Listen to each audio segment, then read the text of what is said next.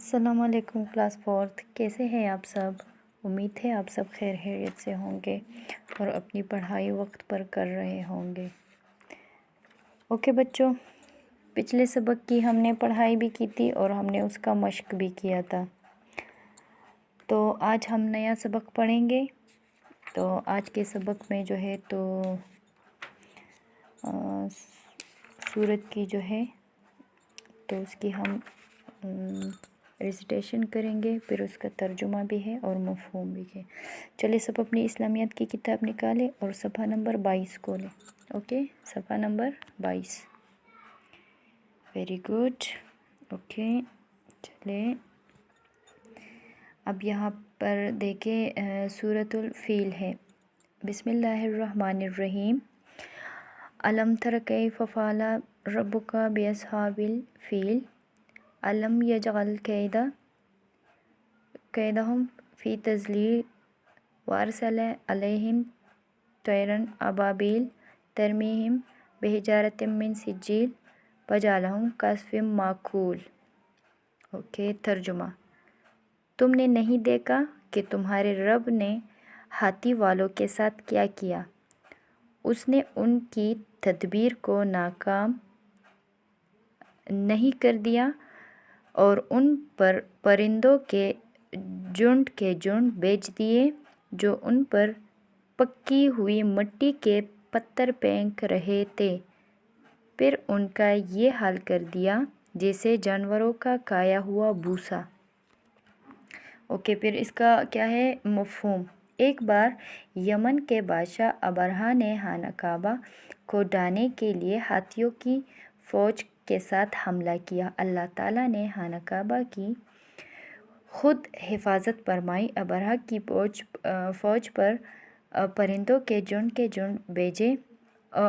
ان پرندوں نے انہیں کنکریاں مار مار کر ہلاک کر دیا، پھر وہ کھائے ہوئے بھوسے کی مانند ہو گئے۔ اس صورت میں یہی واقعہ بیان ہوا ہے۔ اس واقعے کو اصحاب فیل، ہاتھی والوں کا قصہ کہا جاتا ہے۔ اوکے، سمجھ گئے بچوں؟ اس صورت میں یہ جو یمن کا بادشاہ تھا ابرہہ، تو اس کی کہانی ہے، کیونکہ وہ خانہ کعبہ کو جو ہے تو وہ اس کو گرانے کے خیال میں تھا، تو اللہ تعالیٰ نے کیا کیا، ابرہہ کی ہاتھیوں والے فوج کے ساتھ جو ہے تو اللہ تعالیٰ نے اس کو ایسے کیا جیسے یہ جانوروں کا بھوسا نہیں ہوتا، اس طرح بنایا، مطلب اس کو بالکل غرق کر دیا۔ اللہ تعالیٰ نے اپنے حکم سے پرندوں کو بھیجا۔ وہ پرندے اپنے منہ میں جو ہے تو چھوٹی چھوٹی کنکریاں جو ہے تو وہ اٹھا کر ان کو مار رہے تھے، اور انہی کنکریوں کی وجہ سے ان کا جو فوج تھا اور جو ہاتھی وغیرہ تھے تو وہ ہلاک ہو گئے تھے۔ تو وہی یہ جو قصہ ہے تو یہ سورہ فیل میں جو ہے تو وہی قصہ ہے۔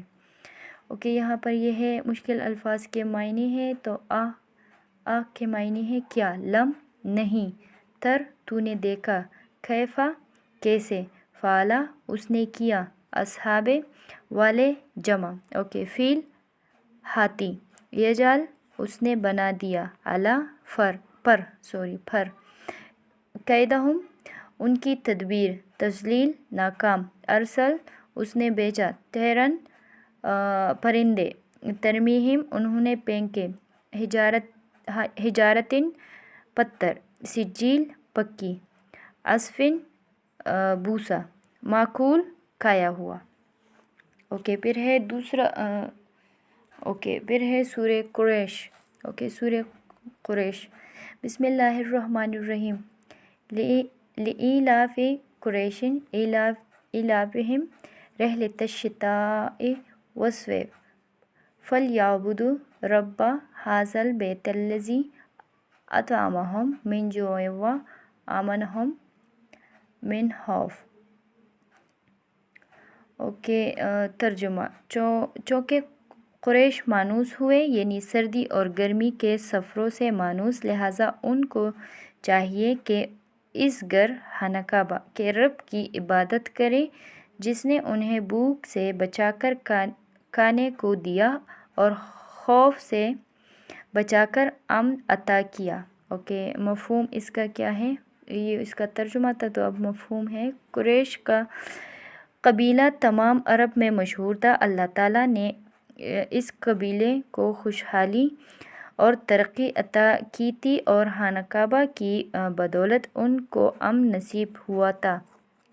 چاہیے تو یہ تھا کہ وہ ان نعمتوں پر اللہ تعالیٰ کا شکر ادا کرتے اور صرف ایک اللہ کی عبادت کرتے، مگر انہوں نے اللہ کو چھوڑ کر بتوں کی پوجا شروع کر دی۔ اوکے، قریش کا جو قبیلہ تھا، تو مطلب اللہ تعالیٰ نے ان کو ہر قسم کی جو نعمتیں تھی تو وہ عطا کی تھی اور ان کو امن بھی نصیب ہوا تھا، لیکن تو قریش جو قبیلہ تھا تو وہ اللہ تعالیٰ کی ان نعمتوں کو اور اس امن کو کے شکر گزار ہونے کے بجائے تو وہ اللہ تعالیٰ کی عبادت نہیں کرتے تھے، تو وہ بتوں کی عبادت کرتے تھے اور بتوں کی پوجا کرتے تھے۔ اوکے، تو یہ سورہ قریش میں وہی واقعہ ہے، قریش قبیلے کا واقعہ ہے۔ چلے اب اس کے مشکل الفاظ کے معنی دیکھتے ہیں۔